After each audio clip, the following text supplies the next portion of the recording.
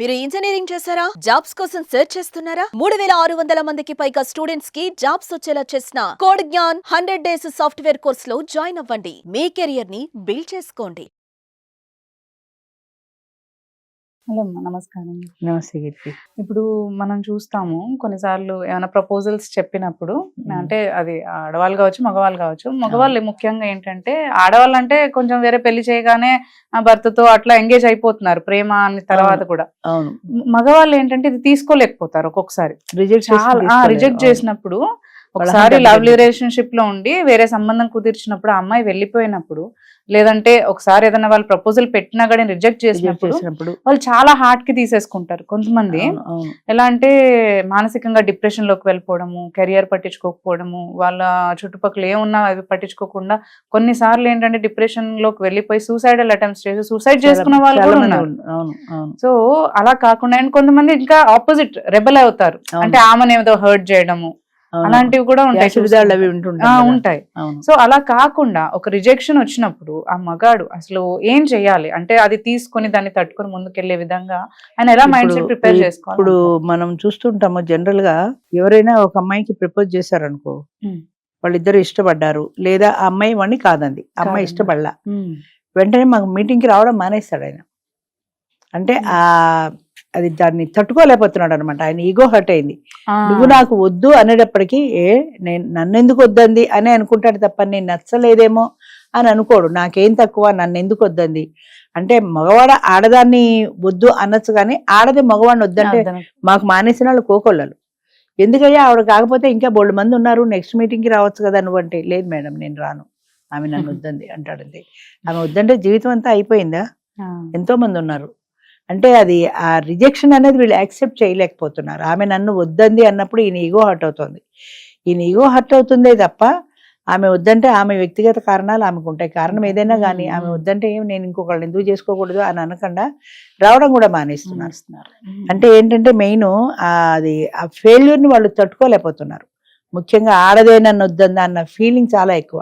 అంటే మగవాడు ఆడదానికి వద్దు అనొచ్చు కానీ ఈయన అప్పటికి 3-4 వద్దనే వచ్చి ఉంటాడు, కానీ ఈమె వద్దంటే ఈయన యాక్సెప్ట్ చేయలేకపోతున్నాడు. దానికి కారణం ఏంటంటే ఆమె నన్ను వద్దంది అన్న అహంభావం, అహం దెబ్బతింటుంది వాడికి.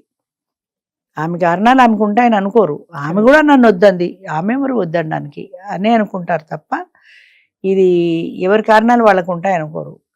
అంచేత మగవాళ్ళు కూడా అర్థం చేసుకోవాల్సింది ఏంటంటే, ఒకప్పుడు ఏదో మగవాడి ఇష్టం తప్ప ఆడదాని ఇష్టంతో సంబంధం లేదు ఒకప్పుడు. కానీ కాలం మారింది, మనుషులు మారారు, మనస్తత్వాలు మారాయి. ఆడవాళ్ళు కూడా ముందుకు వస్తున్నారు, వాళ్ళ ఇష్టాన్ని ధైర్యంగా ప్రకటిస్తున్నారు. అలా ప్రకటించినప్పుడు నన్ను వద్దంటుందేమో అనే భయం నీకెందుకు ఉండాలి? వద్దంటే వద్దంది, అది ఆమె ఇష్టం అని ఎందుకు అనుకోరు? నన్ను వద్దనకూడదు, నన్ను చూడగానే అది ఓకే చేయాల్సింది తప్ప నో అని చెప్పడానికి వీల్లేదు అన్న ఈగో చాలా ఎక్కువ ఉంది. ఇప్పుడు మా మీటింగ్లో కూడా చాలా మంది మగవాళ్ళు వస్తారు. ఆడవాళ్ళని పరిచయం చేసుకున్న తర్వాత ఈయన ఎవరో నెంబర్ 44 టోకెన్ ఆవిడతో మాట్లాడతాను అంటాడు వచ్చి. ఆ 44 టోకెన్ ఆవిడ అసలు లేవని కూడా లేవదు. అంటే ఈయన స్టేజ్ దగ్గరికి వచ్చి నేను మాట్లాడతాను అనగానే ఈయన చూస్తుంది కదా, ఈయన నచ్చలేదు ఆవిడకి. నచ్చకపోతే ఇంకెళ్ళడం మాట్లాడడం ఎందుకు, దండగాని రాదు. నేనేమంటానంటే, అమ్మ వచ్చి పరిచయం చేసుకుని మాట్లాడి నాకు ఇష్టం లేదని చెప్పు, కనీసం మర్యాద కదా, పిలిచినప్పుడు రావాలి కదా అంటే అసలు లేవని కూడా లేవరు వాళ్ళు. అంటే అది నాకు నచ్చని వాడితో నేను మాట్లాడేది ఏంటి, ఎలాగూ చెప్పేదే కదా, మళ్ళీ వాడి మొహం మీద నేను చెప్పడం ఎందుకు అన్న భావన వాళ్ళది అయి ఉండొచ్చు. అది ఒకప్పుడు జరిగేది అలా. ఇప్పుడు లేటెస్ట్ ట్రెండ్ ఏంటంటే, లాస్ట్ మీటింగ్ నుంచి చూస్తున్నాము, ఆడవాళ్ళు ఇష్టపడి పలానా ఆయనతో మాట్లాడుతూ ఉంటే మగవాళ్ళు కూడా లేవటల్లా. అంటే ఈయనకి ఆవిడ నచ్చల. కారణం ఏదైనా కానీ మీకు మెయిన్ నచ్చడమే కాదు, మాకు కూడా మీరు నచ్చాలి అని. ఈయనకి ఏదో ఆవిడ అందమో చందమో, హైటో లావో సన్నమో తెలుపో నలుపో లేదా ఆవిడ చదువో ఏదో నచ్చలేదు. నచ్చక ఆవిడ 44 టోకెన్తో మాట్లాడతానంటే ఆయన కూడా ముందుకు రాడు. ఎవరు బాబు 44 అంటే అప్పుడు లేస్తాడు. ఏమయ్యా నువ్వు ఆవిడతో పిలుస్తుంది మాట్లాడచ్చు కదంటే, నాకు ఇంట్రెస్ట్ లేదు మేడం అని చెప్పేసి కూర్చుంటాడు. అంటే ఏంటనమాట, ఆడదానికి మగవాడు నచ్చట్లా, మగవాడికి ఆడది నచ్చట్లా. అలాగే ఇక్కడ కూడా ఏంటంటే, ఇప్పుడు ఆడది ఒకవేళ నచ్చలేదు అంటే వీళ్ళ ఈగో హర్ట్ అవుతుంది. ఇప్పుడు ఆడది కూడా చాలా మంది మగవాళ్ళని నచ్చలేదు అంటున్నారు. ఈగో హర్ట్ అవుతుంది తప్ప ఆవిడ కారణాలు ఆవిడకుంటే ఆవిడకి నచ్చపోవచ్చు అని అనుకోలేకపోతున్నారు. అది యాక్సెప్ట్ చేయగలగాలి, ఆ మన మనసు కూడా యాక్సెప్ట్ చేయగలగాలి. అంటే ఫెయిల్యూర్ని ఇప్పుడు 10th క్లాసెస్ వాడు సూసైడ్ చేసుకుంటాడు, ప్రేమ ఫెయిల్ అయిన వాడు సూసైడ్ చేసుకుంటాడు, ఉద్యోగం దొరకలేదన్న డిప్రెషన్తో సూసైడ్ చేసుకుంటారు. వీళ్ళందరికీ సూసైడ్ ఒకటే మార్గం కాదు కదా. After all 10th class fail అయిపోతే జీవితమే పోలే కదా, ఇంకోసారి కట్టుకు పాస్ అవ్వచ్చు కదా అని అనుకోడు. ఆ క్షణంలో ఆ మూమెంట్లో వాడికి అనిపించదు ఏదో 10th క్లాస్ ఫెయిల్ అయిపోయా ఎందుకు నా జీవితం అనో, లేదా పేరెంట్స్ తిడతారన్న భయమో వాడిని సూసైడ్కి దారితీస్తుంది తప్ప. అంటే చిన్న చిన్న ఫెయిల్యూర్స్తో జీవితాన్ని నాశనం చేసుకుంటారు. కానీ జీవితంలో ఇది ఒకటే కాదు, ఇంకా చాలా ఉన్నాయి జీవితంలో. నేను ఓడిపోయాను కరెక్టే, ఇంకొకసారి ప్రయత్నం చేసి నగ్గచ్చు కదా, ఇంకొకసారి 10th క్లాస్ కట్టుకోవచ్చు కదా అన్న ఆలోచన రావటం. అంటే ఫెయిల్యూర్ని యాక్సెప్ట్ చేయలేకపోతున్నారు. మెయిన్ ఎక్కడొస్తుందంటే ఏ చిన్న విషయంలో అయినా సరే ఫెయిల్యూర్ని యాక్సెప్ట్ చేయలేకపోతున్నారు. అయితే చిన్నప్పుడు ఎక్కడో చదువుకున్నాం, గజని 18 సార్లు ఓడిపోయి 19వ సారి నెగ్గాడు, 17 సార్లు ఓడిపోయి గజని మహమ్మద్ 18వ సారి నెగ్గాడు. 17 సార్లు యుద్ధానికి వెళ్ళినా ఓడిపోయినా ఆయన ప్రయత్నం మానలా, చివరికి 18వ సారి నెగ్గాడు. అలా నువ్వు కూడా ఎందుకు ప్రయత్నం చేయవు, 1-4 సార్లు ప్రయత్నం చేయాలి కదా, ప్రయత్నం చేసి నెగ్గేదాకా నువ్వు పోరాడాలి అన్న థాట్ వాళ్ళకి లేదు. పేరెంట్స్ కూడా ఏమవుతుందంటే వాళ్ళు ఫెయిల్ అయినప్పుడు వాళ్ళకి ధైర్యం చెప్పాలి, వాళ్ళకి ఆత్మవిశ్వాసం కలిగించాలి. ఎదవా నువ్వు పాస్ అవ్వలేదని ఇంకో 4 తిడతారు, లేదా చదువు మానేసి ఏ డ్రైవర్గానే వెళ్ళని తిడతారు తప్ప నువ్వు సాధించగలవు, ఈసారి ఏదో బ్యాడ్ లక్ అయిపోయింది ఇంకోసారి ప్రయత్నం చేయి, నువ్వు పాస్ అవుతావని వాళ్ళలో కాన్ఫిడెన్స్ని డెవలప్ చేయాలి. అది ఆ ఓపిక పేరెంట్స్కి ఉండట్లా. నీకు బోల్డ్ లక్షలు ఫీజులు కట్టాము కాలేజీకి స్కూల్కి, 10th క్లాస్ ఫెయిల్ అయ్యి ఇంట్లో కూర్చున్నావు అని తిడతారేమో అనే భయం కొంత ఉంటుంది. ఆ భయంతో సూసైడ్కి ప్రయత్నం చేస్తారు.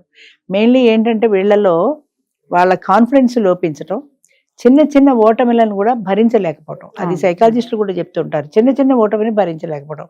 లవ్ ఫెయిల్యూర్ అయితే చచ్చిపోతారు. దేశంలో ఇదొకతే ఉందా, ఎంతమంది లేరు, ఇంకొకళ్ళని చూసుకోవచ్చు కదా అని అనిపించదు ఆ క్షణంలో. అది నన్ను వద్దంది ఎందుకు, నాకు ఈ జీవితం చచ్చిపోతాను. లవ్ ఒకటే జీవితం కాదు, జీవితంలో చాలా ఉన్నాయి ఇంపార్టెంట్వి అని అనుకోరు ఆ క్షణంలో.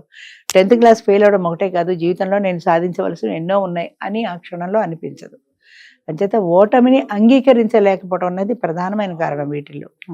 అది యాక్సెప్ట్ చేయగలిగితే నేను ఈ ఓటమిని నేను విజయంగా సాధిస్తాను అని పట్టుదల పడితే అదే ఏ ఓటమి అయితే వచ్చిందో దాన్నే సక్సెస్ చేసుకోగలరు వాళ్ళు.